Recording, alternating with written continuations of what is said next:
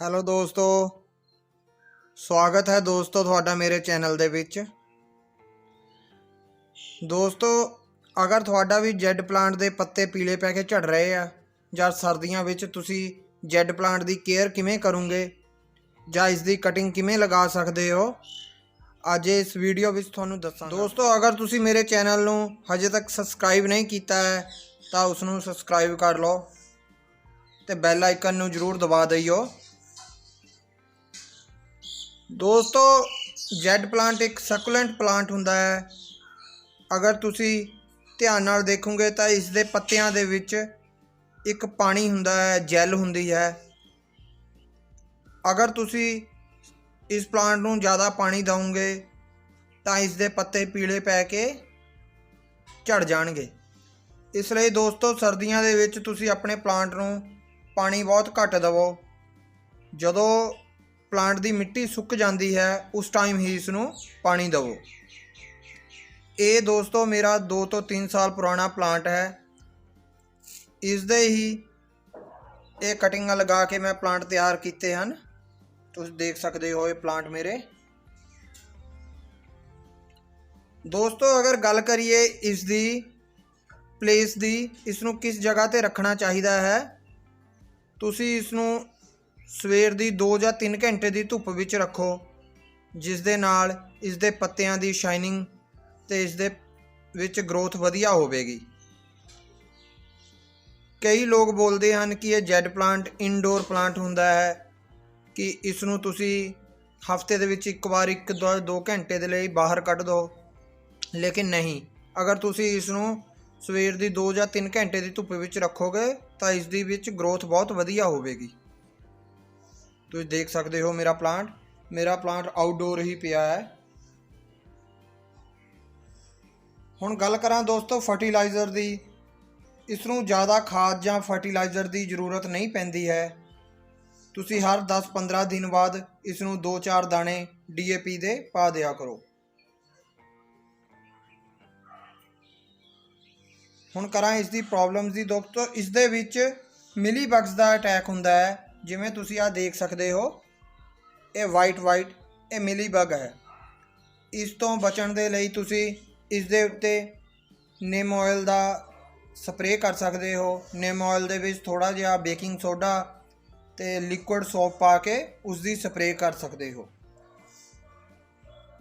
ਦੋਸਤੋ, ਹੁਣ ਮੈਂ ਤੁਹਾਨੂੰ ਇਸ ਦੀ ਕਟਿੰਗ ਲਗਾਣੀ ਦੱਸਾਂਗਾ। ਤੁਸੀਂ ਇਸ ਦੀ ਕਟਿੰਗ ਕਿਵੇਂ ਲਗਾ ਸਕਦੇ ਹੋ।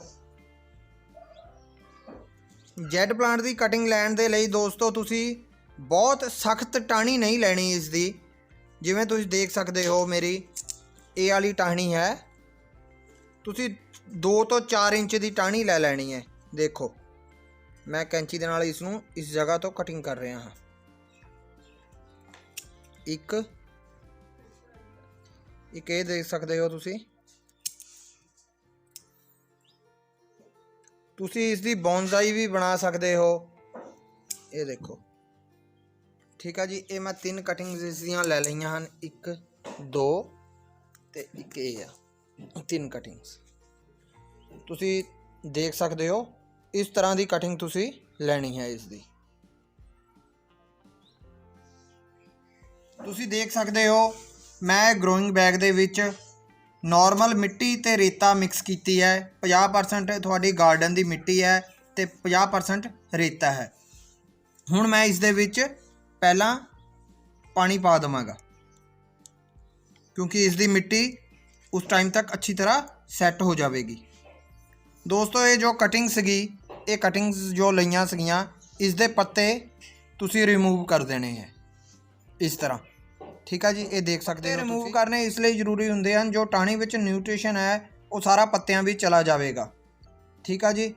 ਹੁਣ ਅਸੀਂ ਇਸ ਕਟਿੰਗਸ ਦੇ ਵਿੱਚ ਇਸ ਨੂੰ ਐਲੋਵੇਰਾ ਲਗਾ ਰਹੇ ਹਾਂ, ਜੋ ਇਸ ਦੀ ਜੜ੍ਹਾਂ ਲਿਆਉਣ ਵਿੱਚ ਸਾਨੂੰ ਮਦਦ ਕਰੇਗਾ, ਨਾਲ ਹੀ ਫੰਗਸ ਤੋਂ ਵੀ ਇਸ ਨੂੰ ਬਚਾਵੇਗਾ, ਗਲਣ ਤੋਂ, ਸੜਨ ਤੋਂ। ਇਹ ਦੇਖੋ, ਤੁਸੀਂ ਅੱਛੀ ਤਰ੍ਹਾਂ ਇਸ ਨੂੰ ਕੁਆਰ ਜਾਂ ਐਲੋਵੇਰਾ ਲਗਾ ਦੇਵੋ। ਠੀਕ। ਉਸ ਤੋਂ ਬਾਅਦ ਜੋ ਤੁਸੀਂ ਇਹ ਗਰੋਇੰਗ ਬੈਗ ਤਿਆਰ ਕੀਤਾ ਹੈ, ਇਸ ਦੇ ਵਿੱਚ ਪਾਣੀ ਦੇ ਨਾਲ ਕਰ ਲਿਆ ਹੈ। ਹੁਣ ਨੋਰਮਲ ਤੁਸੀਂ ਇਸ ਦੇ ਵਿੱਚ ਇਹ ਕਟਿੰਗ ਲਗਾ ਦੇਣੀ ਹੈ। ਇਸ ਤਰ੍ਹਾਂ ਲਗਾ ਕੇ ਇਸ ਨੂੰ ਹਲਕਾ ਹਲਕਾ ਸਾਈਡਾਂ ਤੋਂ ਪ੍ਰੈਸ ਕਰ ਦਿਓ ਕਿ ਕਟਿੰਗ ਹਿੱਲੇ ਨਾ। ਇਹ ਦੇਖ ਸਕਦੇ ਹੋ ਤੁਸੀਂ।